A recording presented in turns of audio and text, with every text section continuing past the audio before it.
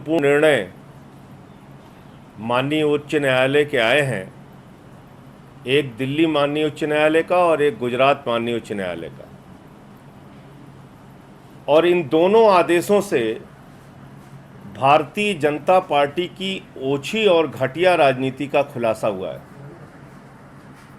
दिल्ली में लगातार भारतीय जनता पार्टी के नेता सवाल उठा रहे थे, इस कोरोना संकट के समय में दिल्ली सरकार की कोई मदद करने के बजाय, दिल्ली सरकार का कोई सहयोग करने के बजाय लगातार सवाल उठा रहे थे कि कोरोना संकट के कारण जिन लोगों की मृत्यु हुई है उन आंकड़ों में दिल्ली सरकार हेराफेरी कर रही है।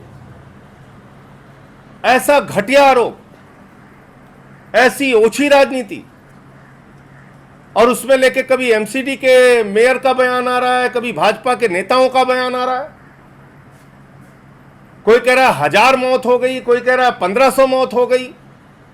आप दिल्ली की जनता को भयभीत करना चाहते हैं, दिल्ली की जनता को डराना चाहते हैं, मौत के आंकड़ों पर भी गंदी राजनीति कर रहे हैं।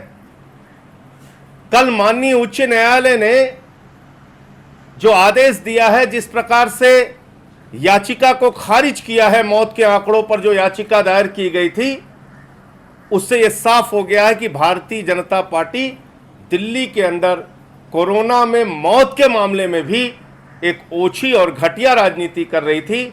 अब भारतीय जनता पार्टी में अगर जरा सी भी शर्म और नैतिकता है तो उनको दिल्ली की जनता से माफी मांगनी चाहिए।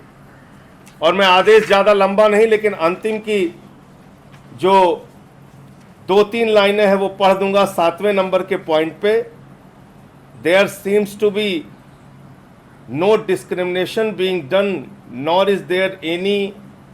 nor is there are any material to show false fabrication of data in question being published by the respondents। यानी सरकार के द्वारा जो भी डाटा, जो भी आंकड़ा, डेथ ऑडिट कमेटी के द्वारा जो भी आंकड़ा जारी किया गया है, उसमें किसी भी प्रकार का कोई फैब्रिकेशन नहीं किया गया है, कोई छेड़छाड़ नहीं की गई है, कोई बदलाव या कोई गलती नहीं की गई है। और हाईकोर्ट ने यह भी माना है कि डेथ ऑडिट कमेटी पूरी तरीके से सक्षम है और सेंट्रल गवर्नमेंट की जो गाइडलाइन है उसके हिसाब से उन्होंने मौत के आंकड़े समय समय पर जारी किए हैं। बावजूद इसके आप कुछ भी बोले जा रहे हैं, कुछ भी कहे जा रहे हैं। तो पहली बात तो ये, और दूसरी बात, जिस गुजरात में 25 वर्षों से ज्यादा उनका शासन है भाजपा का, जिस गुजरात मॉडल के डंके को पूरी दुनिया में भारतीय जनता पार्टी पीटने का काम करती है, जिस गुजरात मॉडल पे पूरे देश का चुनाव लड़ने का काम करती है, आज उस गुजरात मॉडल का चेहरा पूरी तरीके से बेनकाब हुआ है। अगर आप मौत के आंकड़ों की बात करें तो 865 लोगों की जान कोरोना संकट के समय इस संक्रमण के कारण गुजरात में हुई, जो आंकड़ा पूरे देश में अगर मृत्यु दर के मामले में देखेंगे तो सबसे ज्यादा है। मैं ईश्वर से प्रार्थना करता हूं देश के किसी भी राज्य में कोरोना से किसी की मृत्यु ना हो, लेकिन जब सच्चाई सामने लाने की बात होगी तो यह बिल्कुल खुला सच है, और यह सच बेनकाब हो चुका है कि आज गुजरात की स्वास्थ्य सेवाएं पूरी तरीके से फेल साबित हुई हैं। और यह मैं नहीं कह रहा हूं, वहां के माननीय उच्च न्यायालय की टिप्पणी है। गुजरात के हाई कोर्ट ने कहा है गुजरात के सिविल अस्पताल काल कोठरी और तहखाने से भी ज्यादा बदतर हैं। गुजरात के हाई कोर्ट ने कहा है पीपीई किट, वेंटिलेटर, बेड जैसी सुविधाओं का घोर अभाव गुजरात के अस्पतालों में है। गुजरात के हाई कोर्ट की टिप्पणी है कि गुजरात की स्वास्थ्य सेवाएं डूबता हुआ टाइटैनिक जहाज है।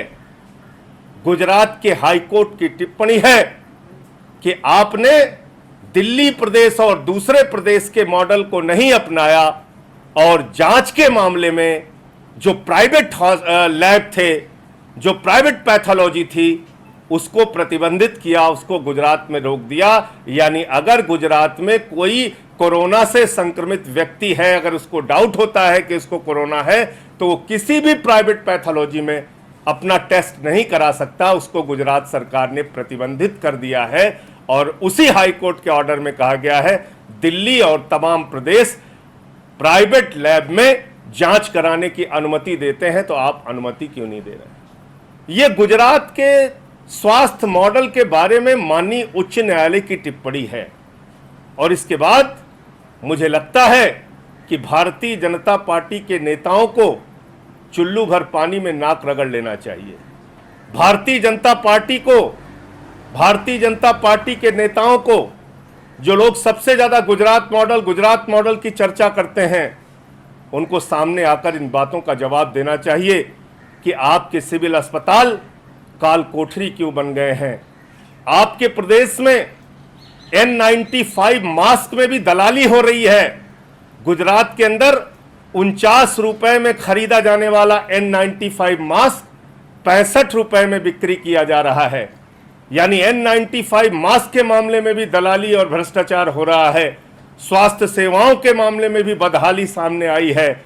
मजदूरों का अगर प्रश्न आप देखें तो गुजरात के अंदर जो उत्तर भारतीय, बिहार के, उत्तर प्रदेश के, झारखंड के मजदूर वहां पर काम कर रहे थे, उनको ना तो रोजगार की उनकी व्यवस्था की गई, ना भोजन आदि की व्यवस्था की गई और समय समय पर आक्रोशित होकर वो सड़कों पर भी उतरे, उनके ऊपर लाठियां भी बरसाई गई, उनको ट्रेन का किराया लेकर जाने नहीं दिया गया, रोकने का प्रयास किया गया और जब उन्होंने आवाज उठाई तो उनको बुरी तरीके से पीटा भी गया। ऐसी तमाम घटनाएं सामने आई हैं जो गुजरात के प्रशासन की, शासन की कलई को खोलती हैं, जो गुजरात के स्वास्थ्य सेवाओं की बदहाली को उजागर करती हैं।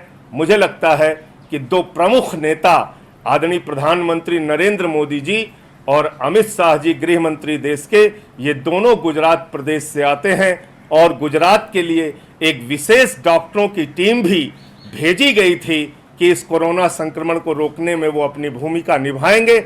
लेकिन उसमें क्या सफलता मिली, क्यों आज तक ये बदहाली बनी हुई है, क्यों हाई कोर्ट को ऐसी विपरीत टिप्पणियां करनी पड़ती हैं, उसके बारे में गुजरात के नेताओं को, भारतीय जनता पार्टी के नेताओं को, भारतीय जनता पार्टी के शीर्ष नेतृत्व को सामने आकर जवाब देना चाहिए।